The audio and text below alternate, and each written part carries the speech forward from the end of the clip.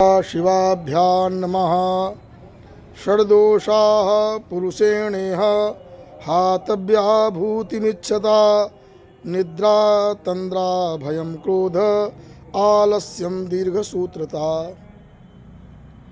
कहा गया है कि पुरुषेण पुरुष के द्वारा यहाँ पर इस श्लोक में षड्दोषाः हातव्या, ये 6 दोषों को समाप्त कर देना चाहिए। क्यों? अगर भूति मिच्छता, अगर तुम्हें ऐश्वर्य चाहिए, सफलता, सब जगह सफलता चाहिए, लक्ष्य में सफल होना है, तो ये 6 दोषों से दूर रहना चाहिए।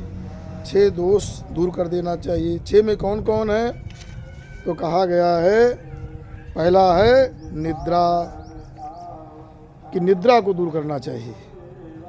निद्रा का मतलब होता है अधिकतर सोते रहना, अधिक समय सोना, स्वप्न देखना, ये सब निद्रा है। मतलब निद्रा का मतलब ये होता है कि तमोगुणालंबिनी वृत्ति, ये तमोगुण का आलंबन करने वाली एक वृत्ति होती है, उसकी अधीन सदैव बना रहना प्रायः। तो ये दोष है, इस दोष को दूर करना चाहिए। और दूसरा क्या है? तंद्रा। तंद्रा क्या है? निद्रा के बाद व्यक्ति जो औंघाता रहता है, इस प्रकार से बहुत देर तक नींद का प्रभाव, जागने के बाद भी वो जो है आधी निद्रा, ईशन निद्रा, थोड़ी निद्रा में बना रहता है।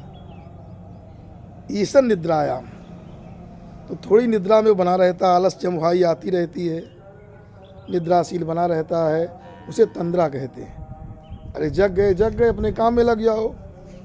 लेकिन नहीं, क्योंकि इसमें और भी कारण होता है। व्यक्ति का जो खाद्य भी सही नहीं होता है, इसलिए तमोगुण उसके पास ज़्यादा हो जाता है, अथवा वात कफ आदि के द्वारा ये तंद्रा आती है, दोष हो जाने से। तो ये निद्रा का त्याग करें, तंद्रा का त्याग करें। और तीसरा क्या है? कहा गया है भय। भय का त्याग करना चाहिए। भय क्या चीज़ है? तो कहते हैं चित्र वैकल्यजम भयम, चित्र में विकलता आ जाती है, हरदम विकलता बनी रहे। माने परतः स्वानिष्ट भावना रूपे दैन्यात्मिके, मतलब ये कहने का भाव कि दूसरे के द्वारा हमारा अनिष्ट न हो जाए, ऐसा दैन्य भाव बना रहना, ये हो जाएगा। हम तो दैन्य भाव बना रहना, सदैव भयाक्रांत रहना, ये भी एक दोष होता है। इससे भी व्यक्ति की उन्नति नहीं हो पाती। उसके बाद कहा गया है कि क्रोध, एक क्रोध होता है।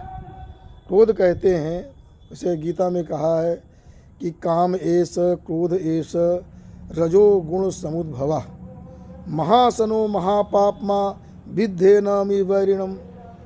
ये महापापी होते हैं, बहुत बड़ा इनका भोजन होता है, सब कुछ पचा जाते हैं। कोई जब कामनाएं होती हैं, कामना की पूर्ति नहीं हुई तो क्रोध आ जाता है।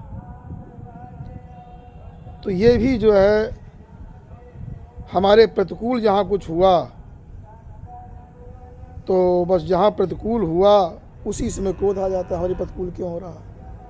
जैसे आजकल क्या है, प्रतिकूल हो रहा है। जैसे अब आजकल शासक लोग ये चाहते हैं कि जो हम कहें वही धर्म है, जो भी शासक लोग हैं, और जो अगर कोई धर्माचार बोल दिया नहीं ये धर्म नहीं, ये धर्म है, तो झेलो, फिर क्रोध का शिकार बनोगे उनका।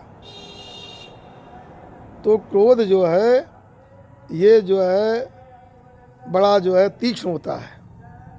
ये हमारा कार्य नहीं पूरा हो रहा तो क्रोध हमको आएगा।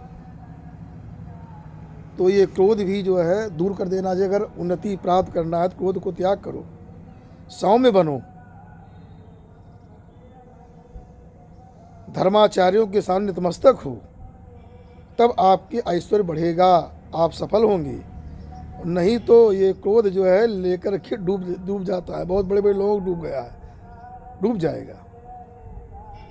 तो ये क्यों हो गया? अब उसके बाद कहा गया है निद्रा तंद्रा भयम क्रोध, 4 हो गए। 5वां क्या है? आलस्यम, आलस्य होता है। आलस्य क्या है कि शक्ति बहुत हमारे पास, शक्ति होने पर भी उत्साह नहीं कि हम कार्य कर सके। सामर्थ्य है, चाहे तो कर सकते हैं, लेकिन अनुत्साह है। अनुत्साह ही आलस्य होता है, कोई उत्साह नहीं करने के लिए हो रहा है। अपने जो स्वकर्म हैं, अपने जो कर्तव्य हैं, उन कर्तव्यों के प्रति जो आलस्य हो रहा है, हम नहीं, उत्साह हमारा नहीं हो रहा है, तभी तो धर्म कर्म सब नष्ट हो रहा है, ये आलस्य के नाते। जिसमें अपने नित्य कर्मों में आलस्य नहीं करना चाहिए, जो अपने कर्तव्य है उसमें व्यक्ति आलस्य करता है,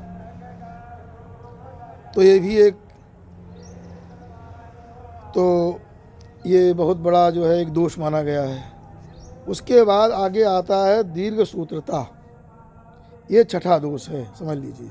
छठे दोष में क्या है कि जैसे दीर्घ सूत्री उसे कहते हैं कि मान ली एक दिन का कार्य है, एक दिन में वो कार्य किया जा सकता है और वो महीना भर में नहीं पूरा कर पाए, ये क्या है?